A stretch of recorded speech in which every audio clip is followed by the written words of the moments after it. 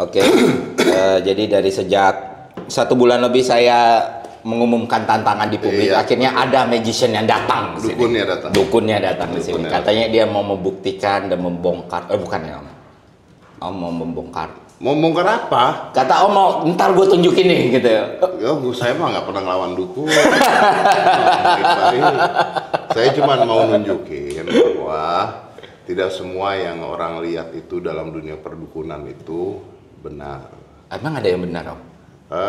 Kalau gue bilang tidak ada yang benar, gue nggak bisa ngomong. Jadi gue akan menggunakan bahasanya Roy Suryo, 99,9% bohong. Oh, masih menyisakan ruang 0,001 gitu. Karena kan fenomena yang belum tahu. Nah, 0,001-nya itu menurut gua gitu. Apaan sih? Om masih menjaga-jaga takut disantet, takut. Enggak, takut dipukul pakai tangan. Oh, dipukul. Iya gitu masalah. Jangan diterusin nanti. Oh, jangan diterusin masalah itu. Oke, tapi gini, konteksnya adalah gini. Gua base ilmu gua psikologi. Gua magician udah pasti ya. Gua magicians, karya gue banyak banget dan gue menciptakan banyak sekali permainan yang akhirnya dipakai di dunia. Jadi kalau kita lupakan tentang gaib, agama dan sebagainya, secara psikologi dan magician gue tidak boleh percaya. Oh, Gua kenapa tidak gitu? boleh. Kenapa itu? Karena kalau gue percaya, artinya gue tidak akan mencari ilmunya. Gue akan tertutup terhadap kemungkinan-kemungkinan. Jadi kalau misalnya ada orang bisa terbang, nggak boleh percaya itu orang terbang. Kalau ada penampakan setan, nggak boleh percaya itu ada penampakan setan. Karena kalau gue mulai percaya, then it's too easy. It's too easy. Justru konteksnya dari sulap atau dari magic adalah find a way to replicate fenomena yang terjadi di kepala manusia. Kalau orang bilang, oh ini pakai jin Mas Dedi, then it's too easy. Gila lu, gue belajar puluhan tahun, lu bilang pakai jin. Ini puluhan tahun gue belajarnya, jadi jangan bilang pakai jin. Nah, tapi banyak juga pesulap yang akhirnya menggunakan ilmu sulapnya mengaku-ngaku pakai jin. Oke, malah dibalik. Ya, karena nilai jualnya di Asia banyak. Oh, karena di Asia marketnya gede. Marketnya gede. Kalau lu main sulap di sini, dibilang oh bohong tuh, bohong. Oke. Kalau pakai jin orang diem. Malah kebalik gitu ya. Malah kebalik Oh, gitu. kalau di US lu bilang pakai jin, Diketahui. karir lu mati gitu ya. Kalau di Indonesia atau di Asia, wah ini pakai jin, pakai setan, ada penampakan, ada Orang malah view-nya jutaan. Cenayang contohnya, manggil roh dan sebagainya, view-nya jutaan. Padahal itu trik sulap. Padahal itu mungkin. trik sulap. Menurut gua trik sulap. Oke. Mantap Om Deddy. Menurut gua trik sulap. Iya. Karena apa yang mereka lakukan bisa gua lakukan dengan trik sulap. Dan mungkin lebih bagus dibandingkan mereka. Proof it. Contoh gini, gua nggak mungkin ngebongkar semua rahasianya. Karena di sini bukan mau nyelamatin dukun, tapi mau nyelamatin magician. Ya ini different. Cenayang deh, contohnya begini. Ini salah satu yang dari zaman dulu, makanya gue bisa bongkar di sini. Cenayang itu zaman dulu tuh begini. Jadi dia bilang pemanggilan roh dan sebagainya. Dia minta tangan lu begini, tangan lu begini. Terus gue akan melakukan ini. Pada saat gue mau ini, nanti gue hitung 1, 2, 3. Gue minta lu untuk tutup mata lu, paham ya? Iya. Oke, 1, 2, 3, tutup matanya. Jangan bergerak, tutup matanya. Oke, siapa yang megang itu? Buka. Ya. Kenapa? Karena barusan rasain. Ngerasain ada yang megang kepala gue. Siapa yang megang? Nggak tahu. Ada yang nyolek Ada yang kepala. mana? Kerasa banget. That's it. Iya. Ini semua orang di sini tahu caranya. Terekam di kamera nih. Terekam di kamera. Bukan Omnya Noel tadi. Nah nggak tahu. Menurut lo gimana caranya? Ya Omnya Noel tadi. Hokam. Gitu ya. Oh ya Hokam ya Hokam. Hokam. Kalau nggak? Iya. Kalau gue hitung 1, 2, 3, tutup mata lu 1, 2. Jangan tutup dulu. Iya tutup. Jangan ditutup dulu. Oh, jangan ditutup. Nah, lihat dulu 1, 2, 3.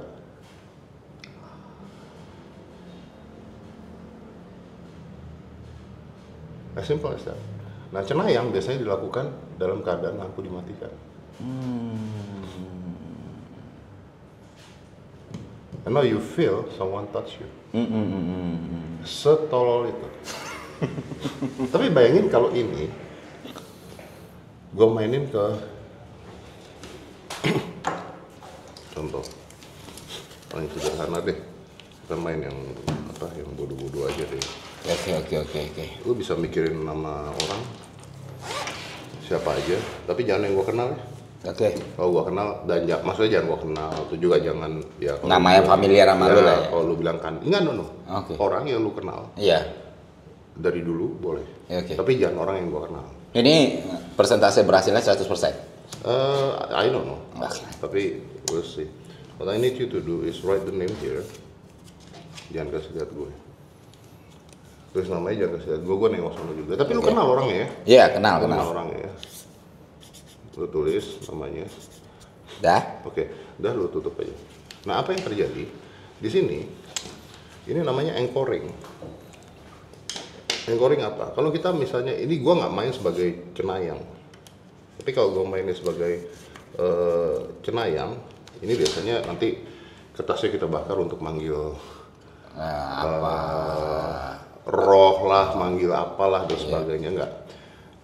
Biasanya mereka akan minta lu untuk tulis nama orang yang sudah meninggal. Kenapa? Karena nama orang yang sudah meninggal punya ikatan kuat gitu. Tapi ini orang nggak meninggal. Nah, terus gue minta lu untuk I'm just gonna put over here. Because gue nggak mungkin tahu namanya siapa. Iya. Oke, sekarang anggap misalnya nama orang itu orang yang meninggal. Oke, terus gue lakukan begitu tadi. Terus gue bilang, gue nggak akan tahu lu begini. Gue akan begini. Oh, kok aku sebenarnya ya? Kok aku ngerasa Iya kan? Iya. Enggak, aku ngerasa seneng lo ya. Seneng. kayak dapat afeksi. Iya, itu pada saat gue sama Coki juga dulu gitu. Ada kebahagiaan tersendiri di sana. Kok dilempar ke sana? Oh, nggak boleh. Oke. Tapi tapi let's assume that. Iya. Oke, gue nggak tahu orangnya siapa. Kan artinya si cenayang ini nggak pernah tahu siapa orang yang udah meninggal, betul? Iya, betul. Oke, pertama gue akan lakukan proses dulu. Prosesnya apa? Pemanggilan. Pemanggilannya apa? Lampu nyalain lilin dan sebagainya. Lilin itu tahu lilin petromak. Lilin petromak itu dinyalain berapa lama dia mati sendiri. Semudah lilin petromak itu, lampu petromak itu kan ada sumbunya. Kebayang? Kalau sumbunya lu potong di tengah. Tapi tetap nempel, minyaknya keluar ke atas terus, benar? Iya. Oke. Itu kalau lu nyalain, terus lu kencengin apinya, terus lu turunin lagi, si sumbu 1 sama sumbu 2 akan kepisah. Iya. Oke? Iya. Ini 2 menit mati, karena kehabisan minyak. Iya. Oke. Begitu kehabisan minyak, sambil gua begini, lampu gelap, dan mati lampu. Terus gua mulai chanting. Terus lu mulai merasakan ada yang megang, ada sentuhan gitu. Lu merasakan sesuatu dan you believe in it. And you want to believe. Iya, karena confirmation bias tadi ya. Karena lu udah datang ke gua. Iya. Karena lu udah datang ke gua. Iya. Nah, sekarang gua lupakan dulu tentang yang tadi gua bilang. Lu mikirin nama orang betul? Betul. Gua nggak kenal? Nggak kenal. Oke. Say yes or no. Oke. Lu kenal dari lama. Am I right? Nggak kenal dari lama. So ini baru. Nggak, kalau ini baru agak sulit buat gue. Tapi nggak apa-apa, pikirin aja. Pikirin orangnya seperti apa, rambutnya seperti apa. Kalau dia kacamata, kalau nggak dia nggak pikirin. Oke. Iya. Rambutnya panjang tapi nggak terlalu panjang, kayak sebahu. Am I right? Enggak. No? Enggak. Are you sure? Sure. Karena gue ngeliat dia waktu itu jalan sama orang rambutnya panjang. Bukan dia berarti? Bukan. Is a girl? Enggak, cowok. Is a man? Is a man. Oke. Dia punya cewek? Gak tahu. Maybe that one I see. Mungkin itu yang gue lihat. Oke. Melihat itu. Iya. Oke. Temen lo berarti ya? Usia 30 tahun. Enggak. No? Really? Usia berapa? 25 tahun.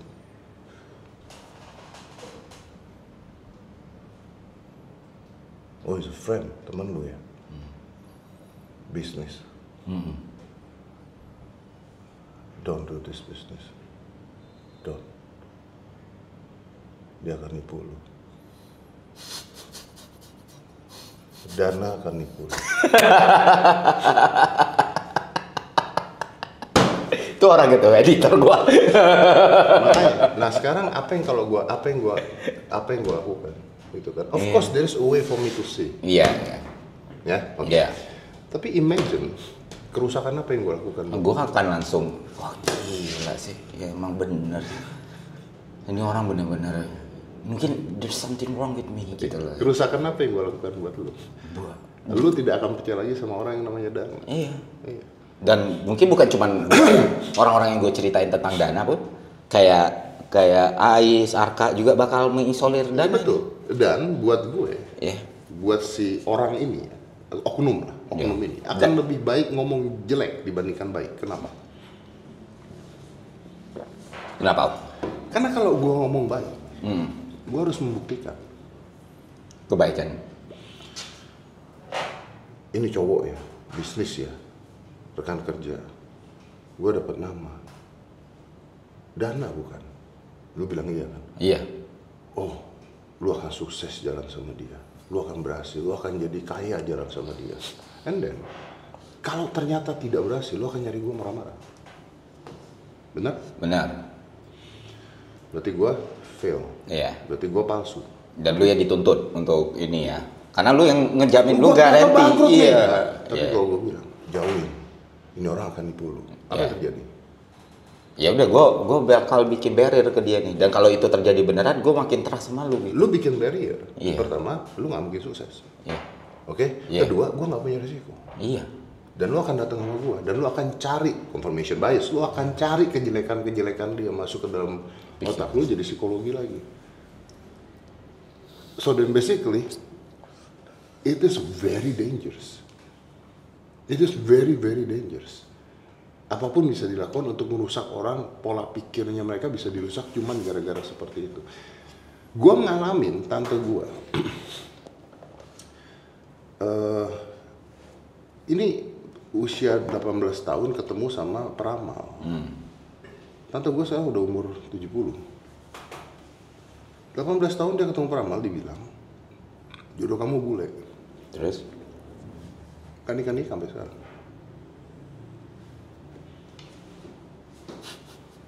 As simple as that.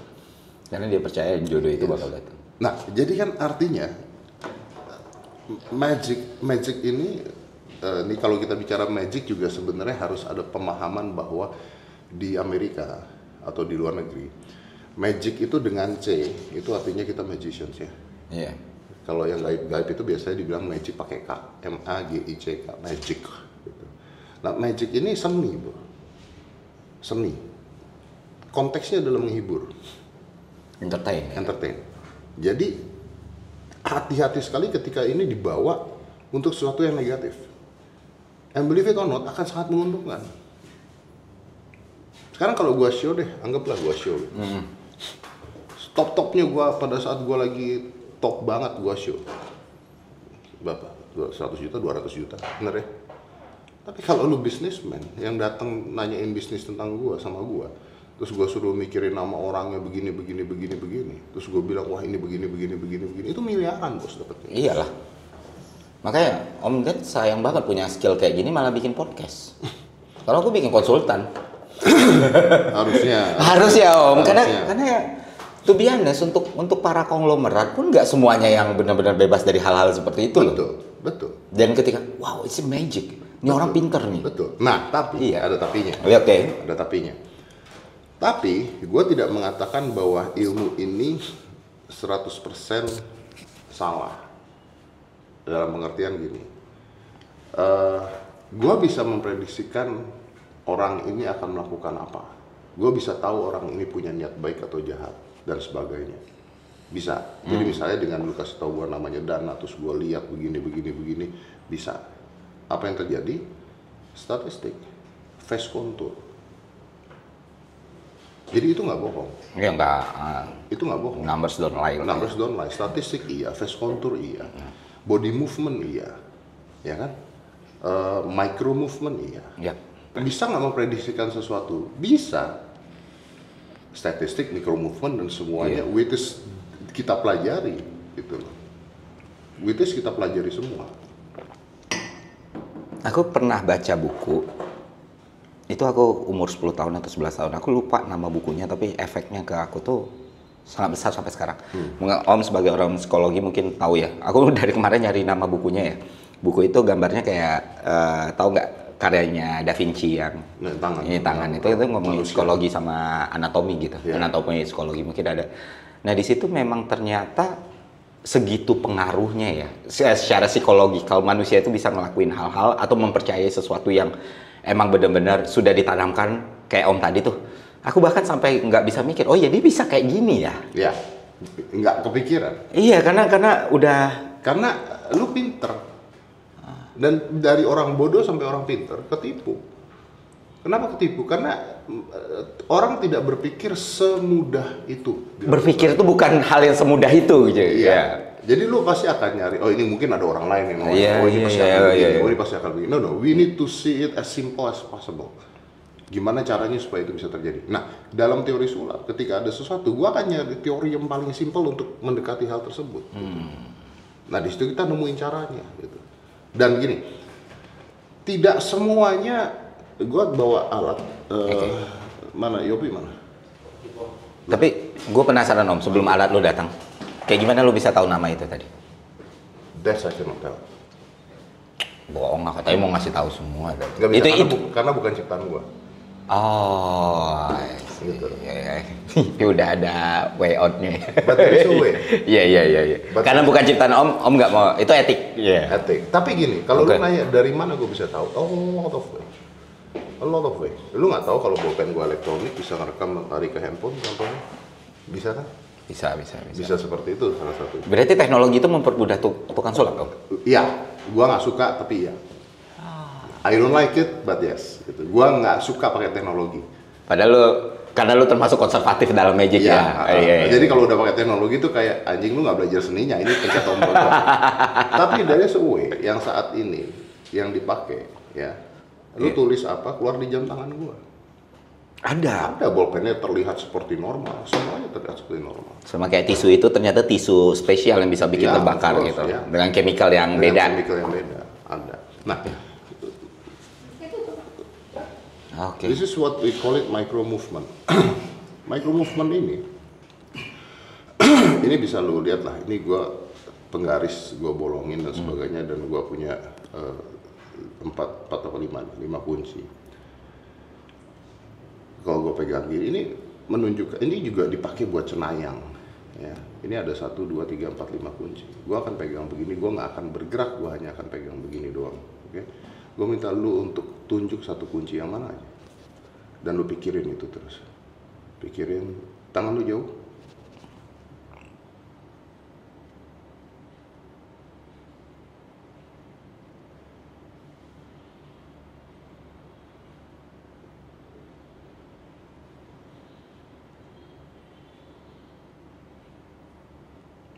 Dia gerak paling kencang sekarang.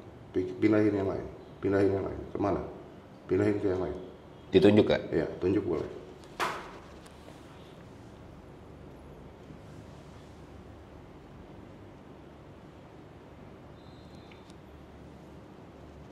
Pindahin ke yang lain.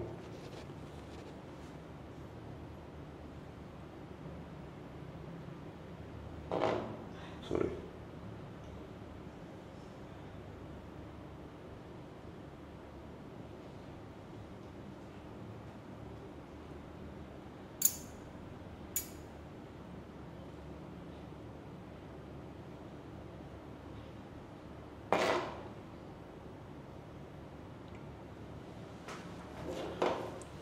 And there is no trick. Yep. There is no trick. This is what we call it micro movement. What happened is, sebenarnya what happened is, ini agak ke sama, panjangnya harusnya agak beda. Let me just do this. So, jadi, tapi bisa lah. Oke, what happened is, lu pegang. Pegang ya?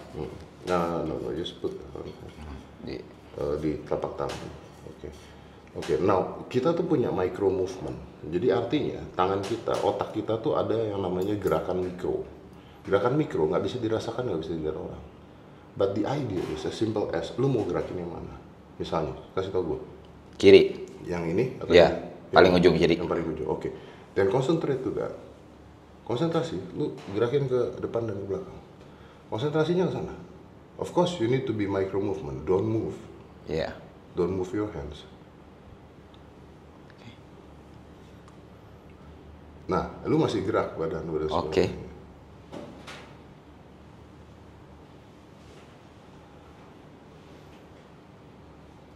Kalau ini gue diemin dulu semuanya ya. Gue diemin dulu, oke ya. Konsentrasiin ke sini, gerakin. Micro movement. Micro movement, pakai tangan dulu gerakin ya, micro movement. Pikirin ini yang gerak, pikirin ini yang gerak, pikirin ini yang gerak. And then you start to see that it slowly move. Maju, mundur, maju, mundur, maju, mundur, maju, mundur.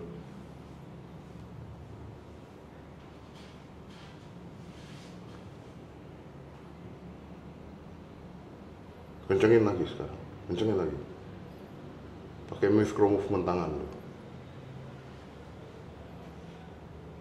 Atau sekarang gini, lu pegang aja. Lu mencoba untuk gerakin itu pakai tangan lu, tapi pelan-pelan.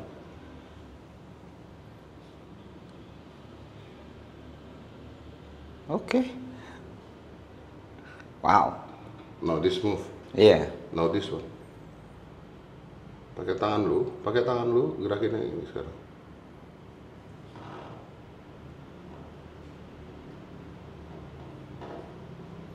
Ini harus angkat semua. Ya, pakai tangan lu gerakin yang ini sekarang.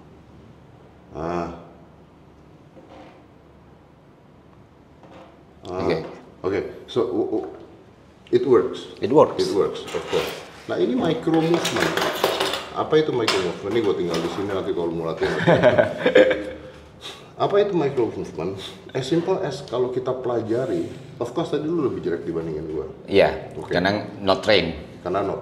Tapi kita belajar micro movement, gimana caranya ngontrol semua otot yang ada di kita untuk simple as ada kartu nggak? 2 biji aja, Pak Jo butuh 2 biji aja.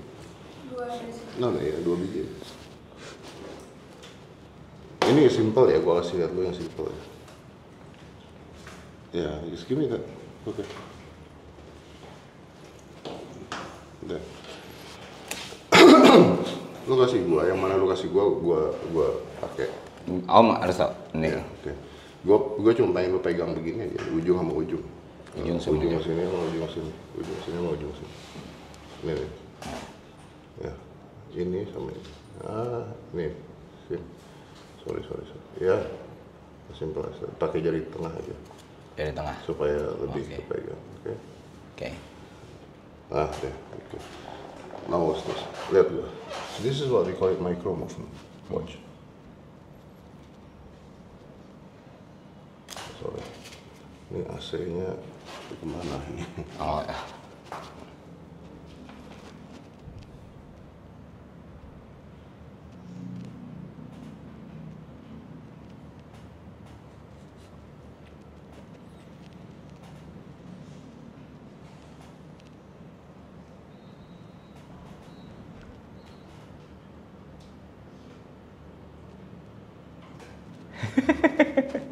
But there is no trick.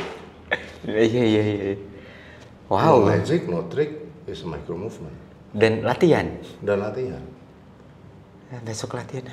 And then of course kita bisa bikin lebih besar lagi kalau misalnya kita mau lebih like on doing this. If I do that,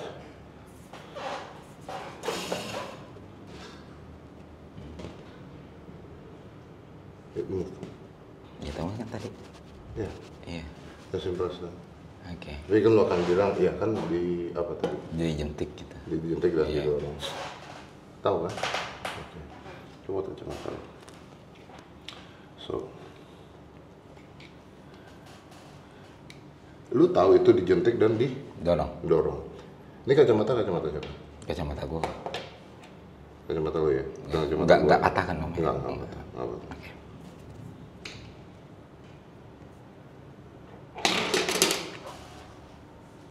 Wow. Apa karena mata gua minus 5 ya jadi? Wow. No magnet, no string, nothing. Nanti slow motion ya, optical flow ya. Ketangkep nggak ya? Ketangkep nggak coba? Iya.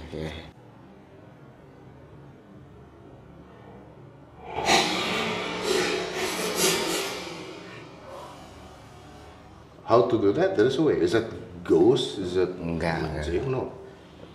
Gila. But imagine apa yang gue bisa lakukan.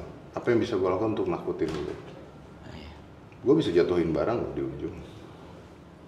Dan bayangin kalau aku nggak sekolah, dididik dengan cara yang tidak benar, terus dari kecil didoktrin dengan hal-hal seperti ini. Om Ded suruh aku makan manusia, mungkin aku makan manusia. Makan manusia? Oh iya. Iya. Ini. Dulu dipakai. This is basically gravity. But there's a way to do. Ini dulu dipakai. Tahu nggak mainnya gimana dulu dipakai? Gimana? Ini dulu dipakai untuk manggil. Oh, yang permainan-permainan itu? Iya, manggil cenayang, manggil roh. Manggil roh, jelangkung, gitu-gitu. Jadi ini kacamata kakeknya ditaruh, ya kita doakan sama-sama kalau kakeknya datang dan sebagainya, maka akan ada tanda-tanda dan sebagainya. Datanglah, datang, kakek datanglah, datang.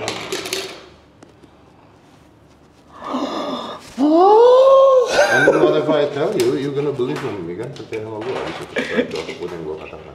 Iya. Jadi di 20th Century Boy ada manga. Jadi dia memang menggunakan kemampuan kayak Om Ded ini untuk gather the voters, untuk gather pengikut dan bikin cult. Oh iya. Dan itu memang ternyata emang dipraktekkan dalam dunia nyata ya. Orang dengan kemampuan spesial, gifted akhirnya bikin banyak pengikut. Peter Popov ngelakuin itu. Ini kayaknya konten gue paling praktikal dan yang paling bermanfaat buat umat manusia ini. Peter Popov melakukan hal tersebut, nipu orang-orang dengan itu semua. Gue ada pertanyaan di kepala gue gede banget. Om Ded tahu betul seberapa positifnya konten seperti ini, misalnya. Dengan tidak menyalahkan etikal dalam profesi ya. So, why you decide buat ngelakuin ini sekarang gitu? Maksudnya kenapa nggak dari dulu? Iya, mungkin many people bakal konstruksi berpikirnya bakal membaik gitu. Oke. Ada beberapa hal. Pertama bahwa gue nggak bisa menjelaskan semua. Karena terikat dengan gue sebagai magician. Dan Om tetap magician sampai sekarang. Tetap magician. Bukan podcaster. Podcaster. Kalau gue menjelaskan semua, maka yang mati bukan hanya yang negatif. Ya. Maka yang mati juga yang positif. Artnya juga mati. Gitu. Jadi gue ada di persimpangan di antara ini. Kalau gue jelasin ini begini, orang Indonesia ketika nonton, oh itu kan begini, oh itu kan begitu, oh ini kan begini. Jadi gue tuh ada di tengah-tengah. Gitu. Nah, kalau gue untuk ngomong, wah ini gini, Fer, sulitnya begini. Misalnya gue jelasin ke lu nih, gini deh, gue bisa jelasin ke lu gimana caranya gue gerakin itu nanti, tapi nggak di sini. Oke. Tapi nggak di kamera. Nanti gue akan jelasin, ini loh caranya begini. Oke, then you will, oh my god. Oke. Gue nggak mungkin jelasin di sini karena banyak magician di dunia yang menggunakan teknik yang gue pakai. The trick ya. Oke ya. Ketika ditanya, gue mati di situ. Jadi contohnya, oh tapi gue pernah lihat ada dukun yang bisa gerakin, jadi dia naruh ini nih, jam tangan bapak gue ditaruh sini, terus jam tangannya muter. Iya, gue bilang, gue bisa ngelakuin. Sini, minta jam tangan. Gue lakuin, gue lakuin. Oke. Gue lakuin, wah muter. Terus dia bilang, iya makanya tuh, kan bener kan? Berarti ada ilmunya kan? Terus gue bilang, no, ada caranya. Maka lari ke pertanyaan kedua, kalau emang ada caranya gimana? Nah, kalau ada caranya gimana? Nggak bisa dikasih tahu ke dia.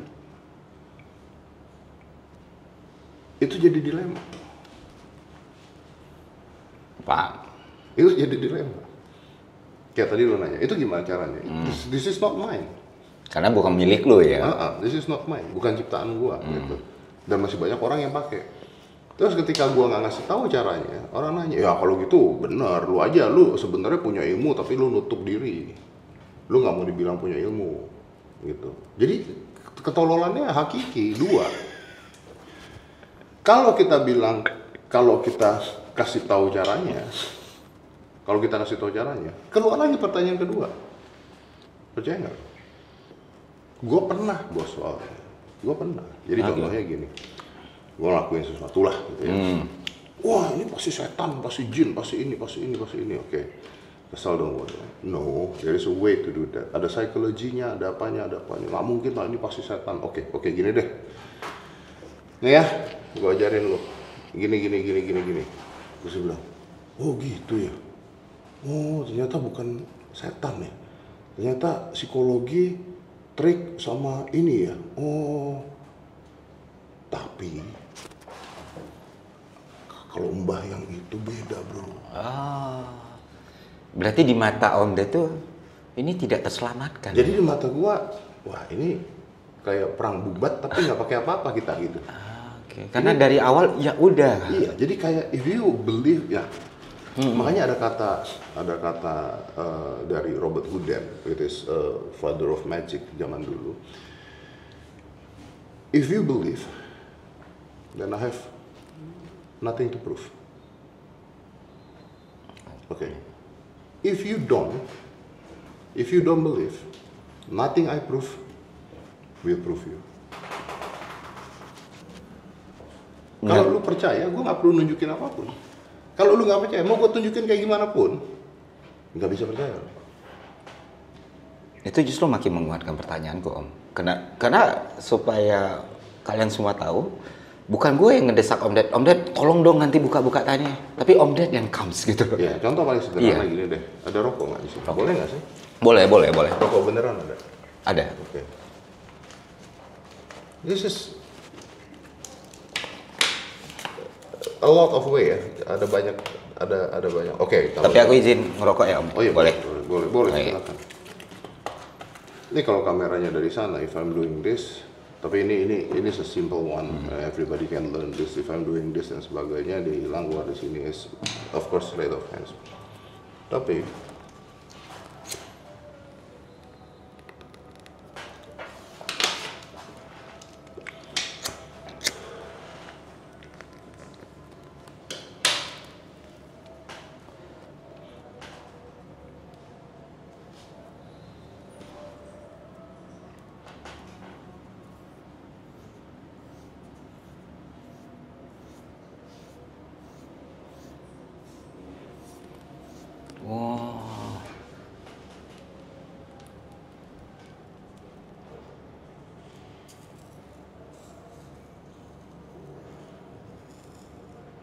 apa ilmu kebal? Aku mulai percaya ilmu kebal. Enggak. Bukan ilmu kebal. That's it. No. A simple thing as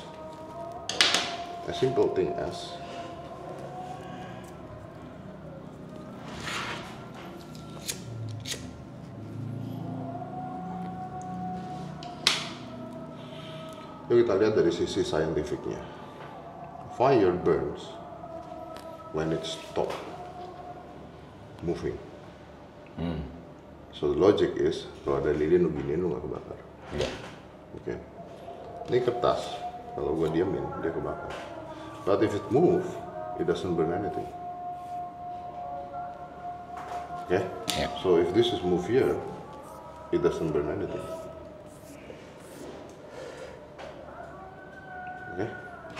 Oke, tapi kan masih ada apinya.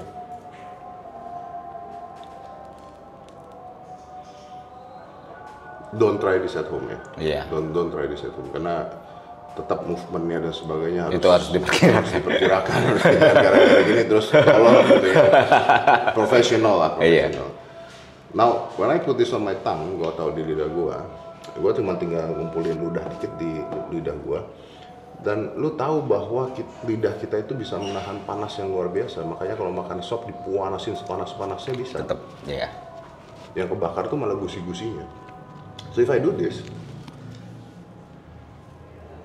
it won't do anything.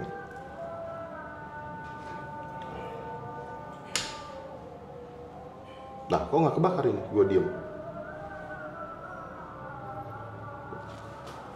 Kenapa nggak kebakar? Karena atasnya mati kena gua. Sekarang mati beneran. Nah, ilmu kebal. Dia tusuk pisau dan sebagainya. There is a way to do that. Kebal pisau, there is a way to do that. Sini gue nusuk, pakai pisau gue. Jadi become stupid gitu kalau kita ngomongnya, wah semudah itu.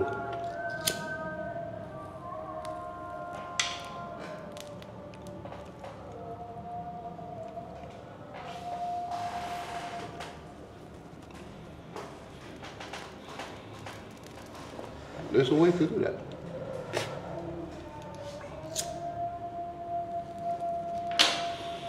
Orang ditusuk lah, tusuk sini, gua sini dan sebagainya. There's a way. Ada caranya. Can I do that? Yes. Can I teach you? Yes. Can I teach you in the public? Kita terikat ke asosiasi. Oke. Yang emang udah ngasih batas di situ ya? Yang ngasih batas. Tapi kalau misalnya orang ini belajar dari Om, kan di luar kamera pun aku udah banyak sekali ngeliat trik Om Deddy. Tolong dong asbak. Tolong. Di bawah. Atau tisu atau apa. Kalau orang belajar trik Om Deddy, terus ternyata dia gunakan untuk hal-hal yang berbau mistis dan klinik, ya, dia jadi ada. Wow. Ada. Pernah gue samperin orangnya, pernah gue ajak ngobrol. Wow. Dan jelas Om nggak terima itu? Gue nggak terima. Tapi gini, gue nggak terima, gue samperin, gue ajak ngobrol baik-baik dan sebagainya. Cuman 2 jawabannya. Ini 2 orang yang berbeda ya. Iya. Cuman 2 jawabannya. Yang pertama adalah, ya tapi gue kan harus hidup. Gue kan harus hidup. Gue kan nyari duit. Jadi kalau dibilangnya gue harus hidup, ya gimana mau apa? Masa milih antara orang mati sama hidup iya, ya? Gue harus hidup. Oke. Yang kedua jawabannya lebih goblok lagi. Enggak, yang gue lakuin kali ini benar. Kali ini benar magic Kali gitu? ini benar magic. Gue tahu dia bohong. Gue tahu dia bohong. Tapi dia mengatakan itu supaya then I cannot do anything. Kalau dia udah bilang begitu, gue nggak bisa ngapa-ngapain lagi. Jadi kalau lu tanyanya ada, dan begitu ada banyak. Berarti ini kan mengancam sulap asar ini Om, untuk Asia ya khususnya. Daripada dia gini, gue bayangin nih, gue punya kemampuan semua yang Om Ded tunjukin dari tadi nih ya. Terus gue juga nggak bisa jadi host atau bikin podcast. Tahu kan maksudnya?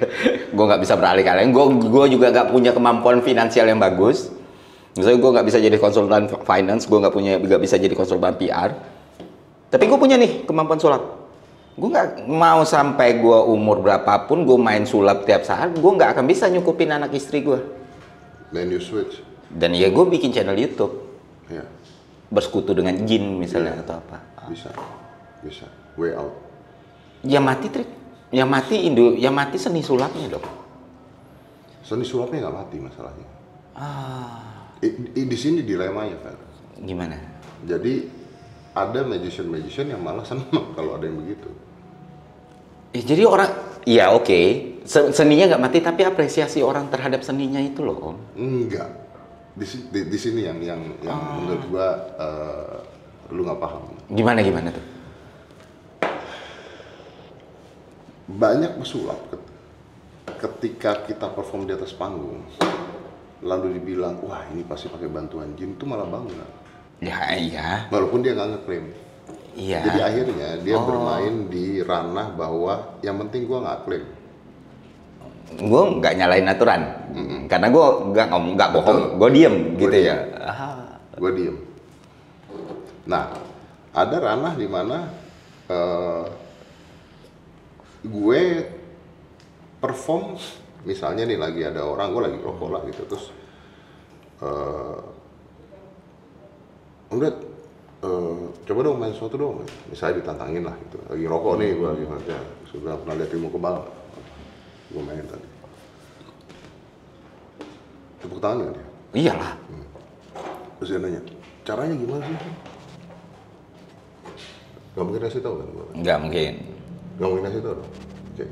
Terus dia, wah gila Om Ded kebal ternyata dan sebagainya. Gue mau gak mau gue telan mentah-mentah. Dan status sosial lu kan jadi naik ya. Orang nggak akan macam-macam mama lu nih. Iya. Kan gue nggak mungkin bilang, enggak, itu tuh begini. Panjang banget nih, orang cuma mau entertain 2 menit. Jadi ngobrol sejam nih. Pertanyaannya keluar lagi yang, kalau ini kan memang, oke, Fer, gue ke tempat lu, let's talk about this. Iya. Tapi kalau gue lagi perform, gue lagi entertain orang, ya semudah itulah tadi. Lagi ngerokok, Om, coba Om kasih lihat gue satu Om. Gue lagi nggak punya barang, nggak punya apa sih, rokok lu. Pernah lihat ilmu kebal nggak? Nah, nih, shot, nih, gue pegang, tuh. Oh, tuh kebal, udah matiin di sini, udah mati, udah ilmu kebal. Tapi Om tahu nggak, the fact Om datang ke sini terus kita ngelakuin ini atau apa, walaupun Om nggak ngomong secara literal ya, tapi itu mengubah persepsiku tentang Om Ded loh. Apa nih? Paham kan? Maksudku aku tahu Om terikat dengan banyak hal. Ya intinya sebenarnya Om nggak perlu ngelakuin ini, tapi Om lakuin. Nggak perlu, karena gini, nah ini juga,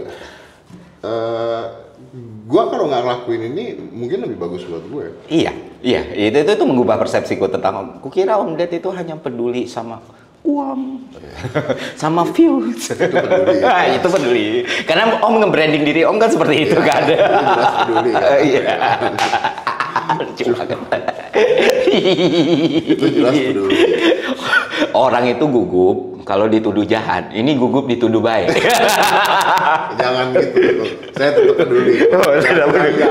Masa klarifikasi saya tetap picik. Saya tetap. Karena gini Fer. Kalau duit nggak usah diomongin lah, semua duit. Tapi ketika gua mengajarin orang magic atau sulap, nada belajar sulap. Ketika dia perform dan lu nggak tahu caranya, itu dopamin. Iya. Itu dopamin. Oke. Nah, di gue mungkin dopamin itu sudah mulai berkurang. Ya, karena ya gue sudah kena top of the top dan gitu aja.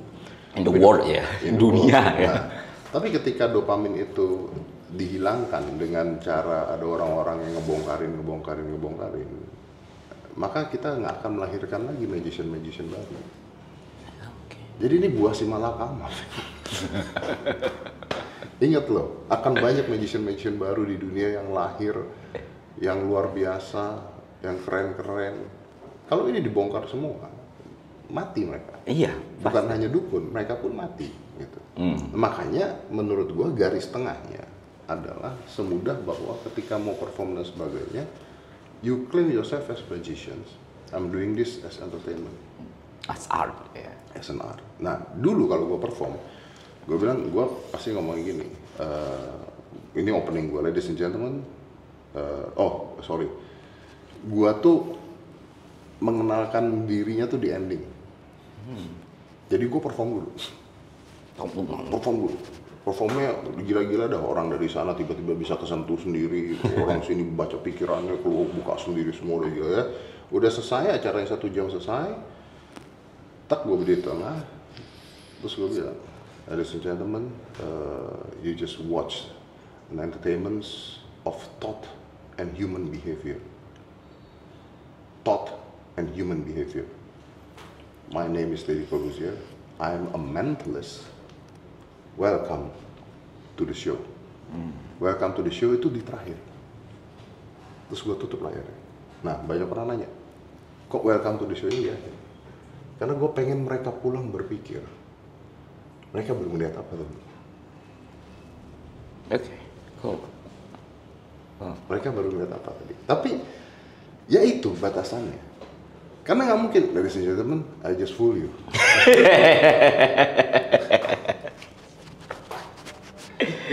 Nggak bisa. Jadi kita terikat bentrok kanan, bentrok kiri.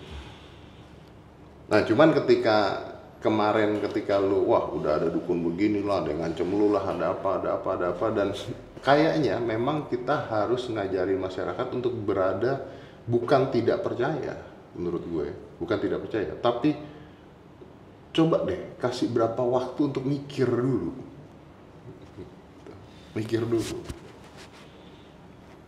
bisa dong mikir dulu, jangan langsung percaya, mikir dulu. Dan kalaupun lu tahu caranya gimana dan wah ternyata malah bagus buat gue. Iya. Critical thinking orang jadi jalan kan? Jadi jalan dan nggak akan mematikan apapun gitu. Nggak akan, magician akan tetap jalan. Karena wah gila, latihannya berapa lama ini orang? Wah artnya gimana? Iya. Itu yang harusnya dijual. Karena itu menarik banget, karena itu buat gue sampai sekarang gue pecinta magic gitu loh, ngelihat ini orang pinter banget ya, ini koordinasi otaknya kayak gimana ya sama ototnya jalan. Iya. Micro moving. Betul. Wow. Tapi kita kan nggak mungkin nerangin, wah ini bohong. Nanti kena pembohongan masyarakat. Iya, penipuan publik, pasal aja. Jadi, iya. Jadi kalau lu nanya, menyedihkan. Nah, gue pernah kok ada orang yang belajar sama gue dan sebagainya, terus gue bilang, tapi ngapain sih lu harus ngaku-ngaku ini pakai setan, pakai jin, pakai apa dan sebagainya. Dan jawaban dia karena lebih menjual. Ya itu. Tapi di satu sisi itu akhirnya menghasilkan efek buruk lain yang lebih besar, Om. Manusia dikultuskan, orang tidak berobat dengan baik. Ada lagi fenomena-fenomena yang menurut gua lebih menarik dari ini kalau lu mau bahas. Apa? Jadi ada contoh kartu tarot. Kartu tarot itu kan kalau kita bicara kartu remi deh. Kartu remi itu 52 kartu itu 52 bulan dalam 1 tahun. Itu kan dibuatnya pakai perhitungan semua. Jadi memang base-nya dibuat pakai perhitungan. Dia ada 4 jenis, 4 season in 1 year. Ada warna merah, hitam dari itu pagi dan malam. Kalau dijumlah semuanya kartu as tambah 2 sampai king as tambah 365 tuh jumlahnya. 365 atau 6 pokoknya 1 tahun hari. Jadi itu kartu dibuat pakai perhitungan. Nah, kartu tarot itu juga dibuat pakai perhitungan. Ya. Which is awalnya dibuatnya tuh kayak ilmu perbintangan. Oke. Jadi kalau lu belajar bener-bener tarot, lu belajar itu orang ngambil, dia suruh milih, dia lihat gambarnya, terus itu banyak instruksionalnya, pokoknya bukunya tuh berjilid-jilid tentang kalau lu milihnya ini, artinya ini, artinya ini, apa bedanya dengan tes psikologi? Nggak ada bedanya, oke? Probabilitas, tapi gue bisa tahu karakter udah sebagainya, masa depan udah sebagainya dari kartu tarot. Kenapa? Karena kalau lu ngambilnya ini, artinya ketika lu memilih gambar ini, otak lu, you know, that kind of teori lah. Iya. Ada orang yang belajar tarot, benar-benar belajar tarot dengan ilmunya, sampai dia sendiri percaya bahwa dia bisa. Padahal dari awal basisnya statistik nih. Iya. Basisnya probabilitas nih. Iya. Sampai dia sendiri lupa believe bahwa dia punya kemampuan tersebut, bahwa ini dari lahirianya dia, dari dalamnya dia. Wow. Ada. Manusia tuh menarik memang ya. Karena dia melakukan itu tiap hari sampai dia hatam. Misalnya deh, kalau gue ngelakuin satu trik tiap hari sampai gue hatam, gue bahkan lupa gue ngetriknya tuh di mana. Belajarnya tuh kayak gimana ya? Belajarnya kayak gimana gue lupa. Kayak tadi gue ngilangin rokok, gue udah nggak pakai mikir. Karena udah second movement. Udah muscle memory ya? Muscle memory gue. Ini ditanya, ngajarinnya gimana? Kapan? Gue juga lupa. Kapan tadi gue? Waktu movement apa tadi gitu. Kamera ada di sini, gue nutup kamera aja, gue lupa. Gitu.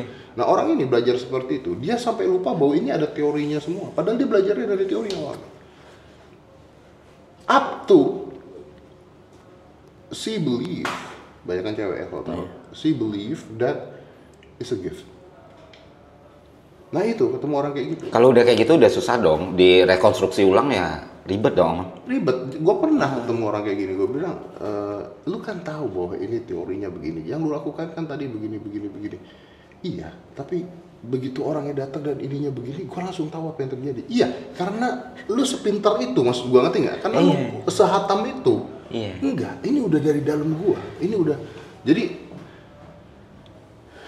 dia percaya akan kebohongan yang bukan kebohongan. Bukan. Jadi kayak kalau dalam teori itu kan ada orang yang punya insting yang bagus, itu bukan sekucuk-kucuk instingnya bagus, tapi itu kumulasi data yang terjadi berulang sampai dia sendiri, ini database dari mana gue nggak tahu, ada di kepala gue, jadinya kayak gini. Sampai dia merasa bahwa dia indigo gitu intinya. Ada yang kayak gitu, ada juga yang sadar. Tapi sedikit banget sih yang sadar, yang kalau oh iya emang ini karena lu jangan bandingin gue ngelatih ini beribu-ribu kali nih, ya. Bandingin sama lu yang baru coba. Betul. Gitu. Itu kan muscle memory juga kan, jadi yang ingin. Nah ini kayak tadi kita main begini deh, pada saat lu lakukan mungkin agak sulit. Pada saat gue lakukan, gue nggak bergerak, badan gue nggak bergerak. Iya, gue amazed juga. Oh iya, ini apa dalam misalnya sekolah gitu, ya hyperfocus itu apa? Iya. Tapi gue nggak gerak, badan gue nggak gerak apa segala. Kan ada di titik di mana nanti tiba-tiba gue mikir, apa gue sakti? Pernah nggak, Om? Enggak, untungnya enggak. Oke, ini berarti Om salah satu yang pengecualiannya tadi gue sebut ya. Untungnya enggak, karena gue tahu, karena gini, karena sebenarnya karena gue tidak pernah berhenti belajar. Nah banyak orang yang berhenti belajar di situ, stop di situ, terus terlalu nyaman dengan hal tersebut, akhirnya dia udah itu terus sampai hatam. Lah orang yang ditusuk misalnya, pertama sakit gini. Lama-lama merefleks ya, ditusuk tembus di sini nggak sakit. Terus dia merasa kebal. Lama-lama dia udah ngerasa kebal beneran. Nah gimana mengatasi hal yang seperti itu? Sulit. Jadi kalau lu nanya gue pecah beberapa bagian. Ada magician.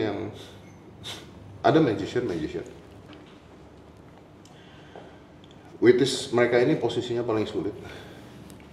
Karena mereka tidak boleh mengatakan itu bohong. Tapi tidak boleh juga mengatakan ini asli.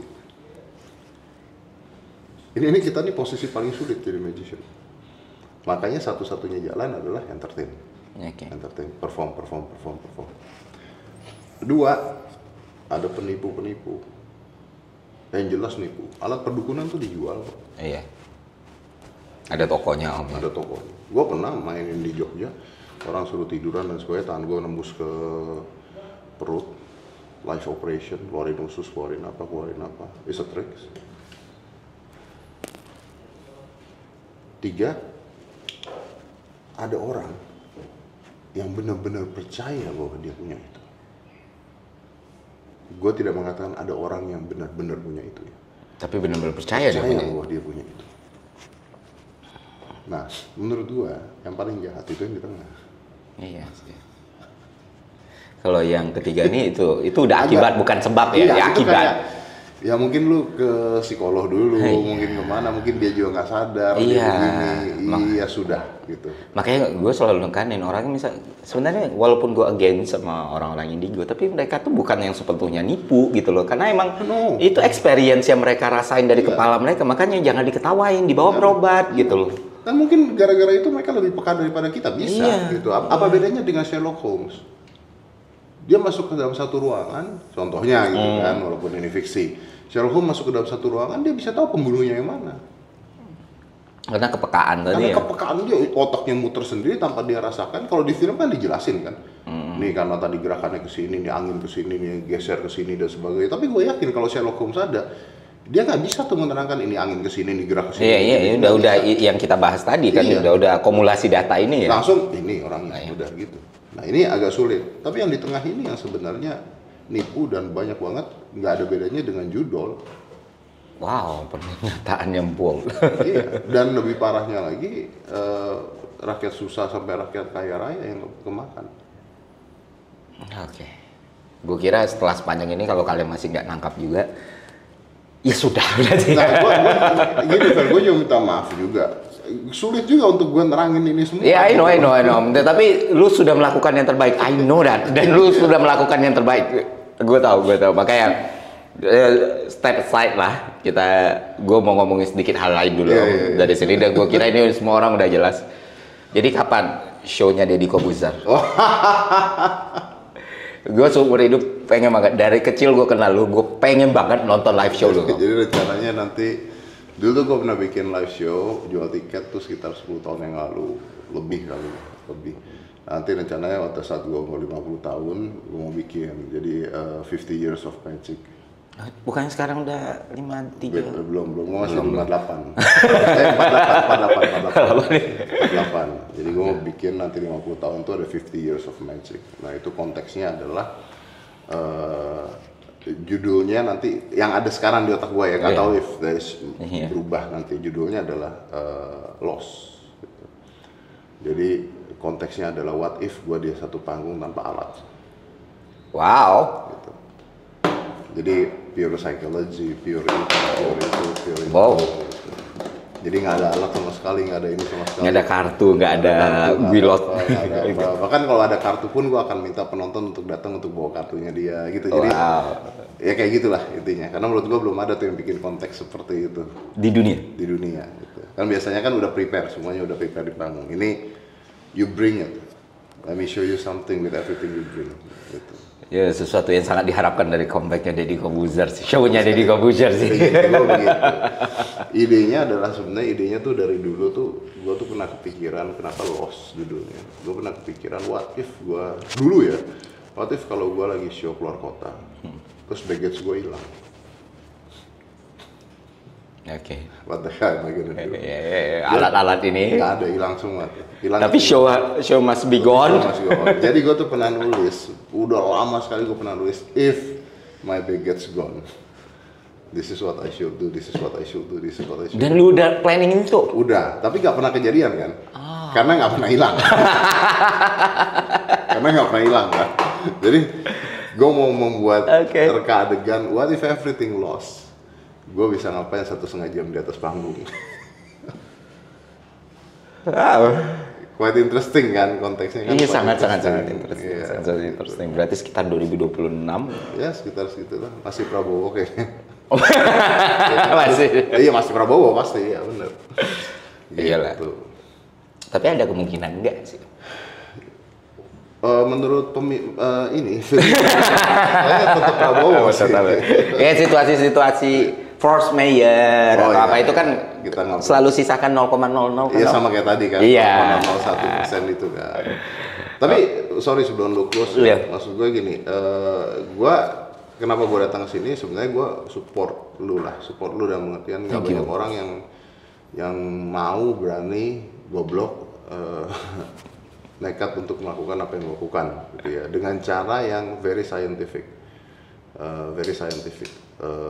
Dan akhirnya menurut gua walaupun mungkin cuma berapa persen masyarakat kita yang terbuka pemikirannya, tapi terbuka pemikirannya, dan itu kan bibit untuk ngajarin anaknya, ngajarin generasi selanjutnya untuk tidak percaya pada hal-hal seperti itu gitu. Karena kalau percaya pada hal-hal seperti itu berarti kan ya udah kita nggak usah berusaha, nggak usah apa, kalau garis tangan sudah ada ya lu diam aja gitu kan intinya kan. Makanya gue pikir ya ini this is a good movement gitu. Harusnya buat kampanye. So heartwarming. Tapi yang gue kagetnya itu Om ya, izin sedikit cerita. Yang gue kaget, gue nggak tahu ternyata sebegitu berdampak besarnya gitu. Kayak jadi kemarin tuh gue kan bukan tipikal orang yang nerima semua podcast ya, kecuali gue kenal atau gue pernah apa atau apa. Tapi gue ngeliat ketika campaign yang gue bilang campaign ini, movement ini gue buat, gue lakuin, tentu gue nggak akan ngajarin nada misalnya, atau ngajarin Om Ded misalnya, atau ngajarin anak-anak di sini misalnya. Ya mereka sudah paham. Gue bisa katakanlah masturbasi intelektual aja gitu. Kalau cuma target market mereka ya ini sanjungan-sanjungan pujian aja udah, mereka juga udah tahu gitu. Yang gue pikir the missing puzzle-nya adalah gimana konten ini bisa sampai ke lapisan masyarakat terluar atau masyarakat menengah ke bawah gitu. Dan sampai? Syukurnya sampai Om, karena pertama dari caranya. Gue bukan orang yang membuat konten dengan arogan nantang-nantang, itu kan bukan gue. Tapi gue harus ngelakuin ini karena mereka bait terbesarnya, tertingginya di hal-hal seperti ini kan. Orang terlihat ini ngomong belak-belakan bla bla bla bla, itu kan akan nge-trigger banyak hal. Terus kedua, gue nggak pikir market lagi. gitu. Jadi ketika Bang Densu undang, terus gue profiling, oh ini nih the pasar market paling ideal nih, yang memang bener-bener yang butuh banget, butuh banget, dan mungkin gue bakal tergores ketika gue datang ke podcastnya, mungkin bakal ada hujatan, tapi gue percaya ini bisa gitu. Ya, akhirnya gue mungkin banyak di situ juga. Iya, karena kan Bang Densu pun tahu kan masyarakat secara luas itu emang ngeliatin konten dia untuk drama, untuk itu kan emang kesana.